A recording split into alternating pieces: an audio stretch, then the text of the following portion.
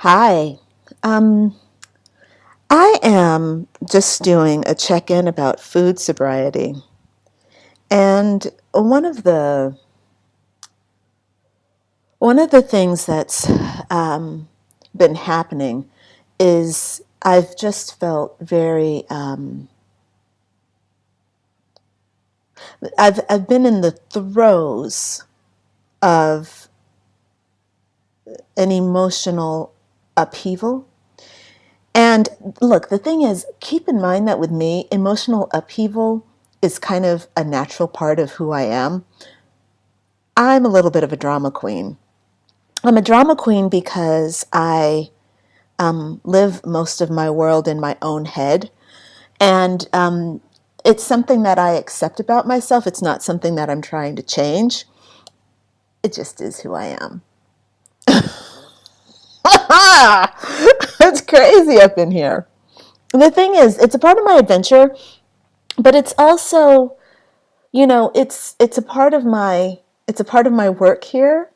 It's how I also serve other people, because in knowing myself, it helps me to share these crazy episodes with people who are also like me, but who are maybe at a different point. Maybe they're struggling more, and I might have some answers for them. So with food sobriety, I'm enjoying watching myself struggle with it, and because it's really hard, you know.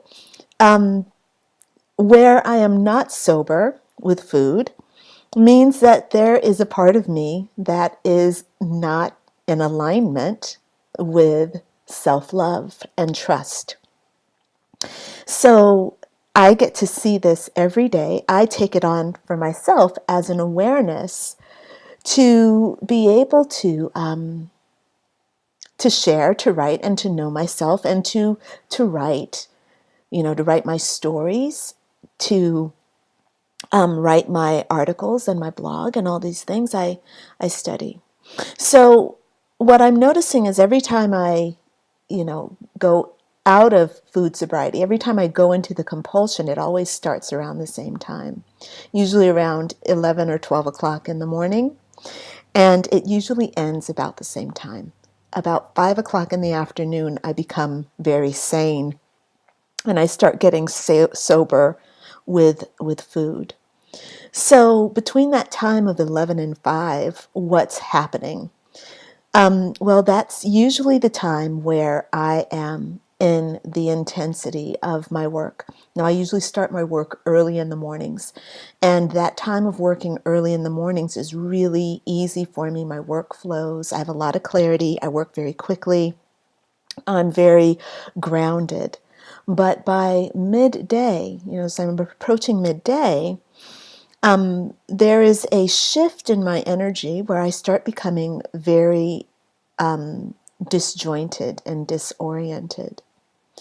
Now, there are lots of reasons why this timing thing might happen, but what's important for me in this particular video is to look at the idea of food sobriety and to understand what's happening around where I start needing to drink. Like if I were an alcoholic, what I'm saying is that between 11 and 5, I feel the need to drink. I feel the need to escape is what it is.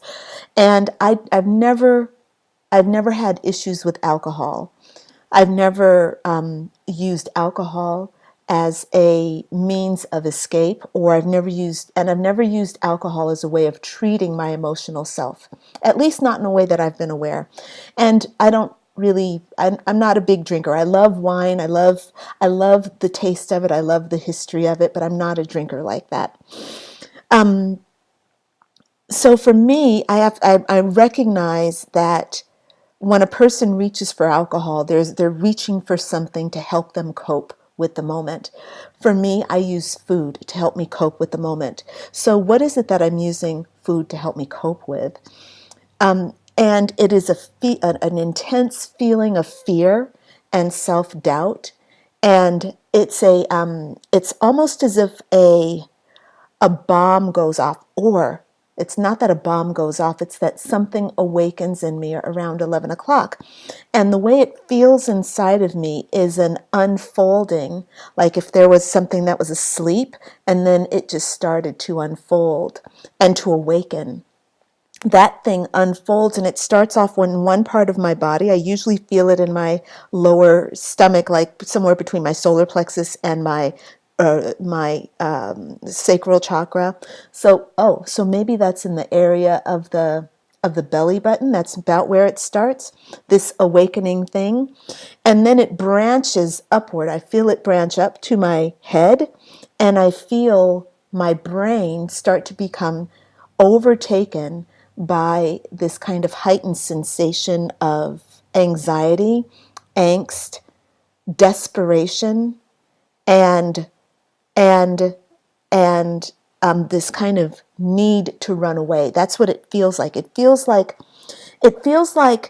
as if you could imagine a little being that's right here in my heart that is reaching out and trying to escape from me. So it's like I'm sitting here and there's another little me that's trying to run away, and it's extending itself. It's trying to get the fuck away from what it feels inside.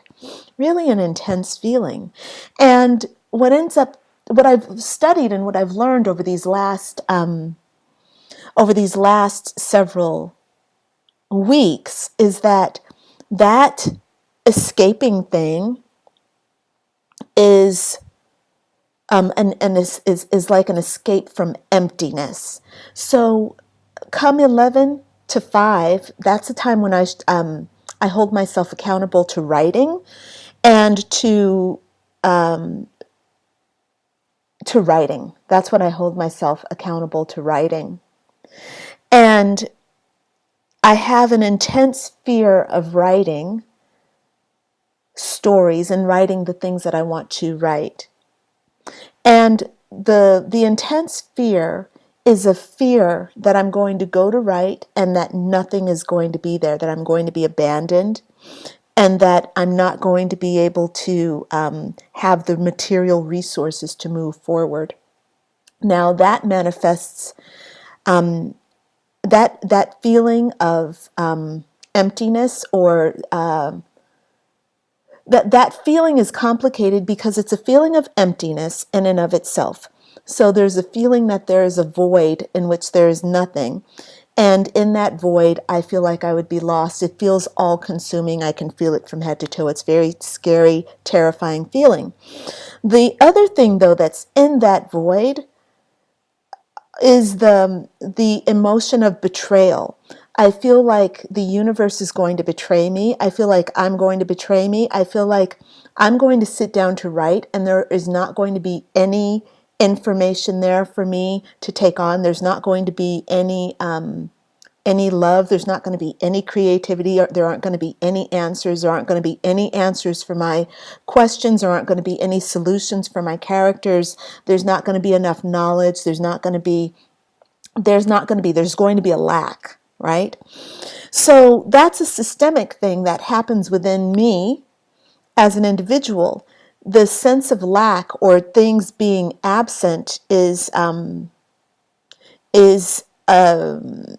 a theme throughout my whole life. I could see it in the areas of money. I could see it in the areas of creativity. I can see it in the areas of love. Love was always withheld from me as a child. It was withheld on a daily basis, and it was a very conscious withholding, and it was, you're a bad girl. You're not getting any love from me. Go away. I don't want you here. You're stupid. Go away. So that started at a very early age, and being the type, my personality is one that takes on the personality of the world around her, or the things that I value, I take on. And I valued the opinions of the authorities in my life, and so I took those on as a way of being. So there's this internal punisher that is kind of holding space within me, and at 11 o'clock, that internal punisher comes forward and starts exerting itself. And it's saying, I'm going to withhold knowledge, creativity, the words for your writing, the inspiration for your writing. I'm withholding that from you because you're good. You're not good. You're not good enough. You didn't do this right. You didn't run fast enough. There's a whole dialogue of shit that's going on within me surrounding this thing. So it's very difficult to find a place of being food sober. And again, for me, food sobriety is about having a relationship with food that is based on being in balance.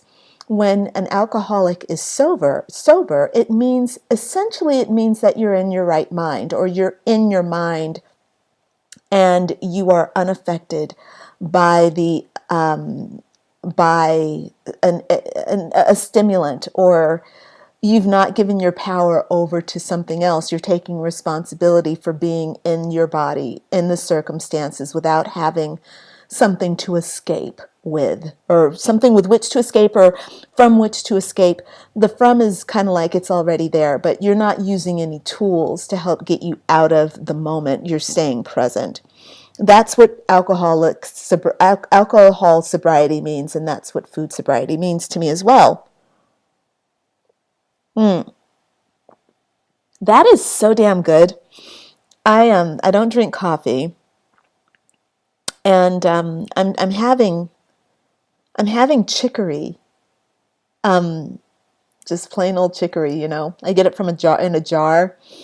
And it's so damn good. I make it with almond milk, and it's so damn good. It's like bitter and creamy and yummy and just so damn good.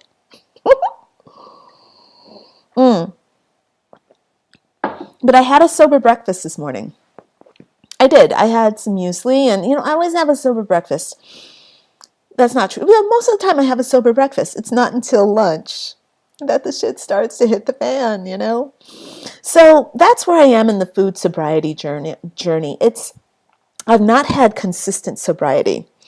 I don't know, I might lose it again today, at 11 o'clock, or it's 10:35 right now. So around 12 o'clock, I'll see how things are going, but I might be reaching for the food. But I still want to keep trying every single day. I want to keep remembering that this relationship with food starts on the inside, which is why I don't diet. I don't restrict myself from foods. There are no foods that are not on my list.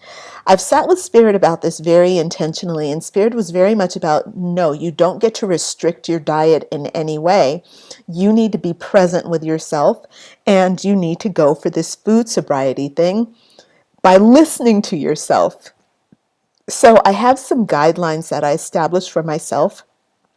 And, I use the calories as a way to count, to help me know, just as a way to help my brain understand what it's doing in terms of energy input and energy output. That's really important for me just to know, just because I'm curious about it. I'm interested in how the human body works, and I'm interested in I'm interested in caloric intake. It's interesting to me, It's also fascinating because I didn't realize that I was consuming, upwards of 2,600 calories a day.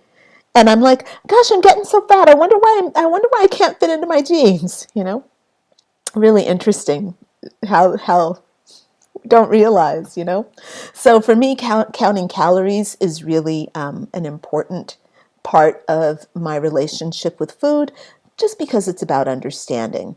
I don't think that anybody else needs to count their calories. That's fine if you don't, or if, whatever. It's my thing. And I enjoy my process. So I'm going to go ahead and sign off, just because I think that was all I really wanted to say about food sobriety, which is that I'm sober on a moment by moment basis. I had a whole 11-day streak of being food sober, which was really cool. But I'm still back at that point where it's still hour by hour. So I'm about an hour into food sobriety, and that feels good enough for me. I'm not worried about it. It feels good. I feel good. I feel blessed. So, gonna go ahead and sign off. All right. Bye for now.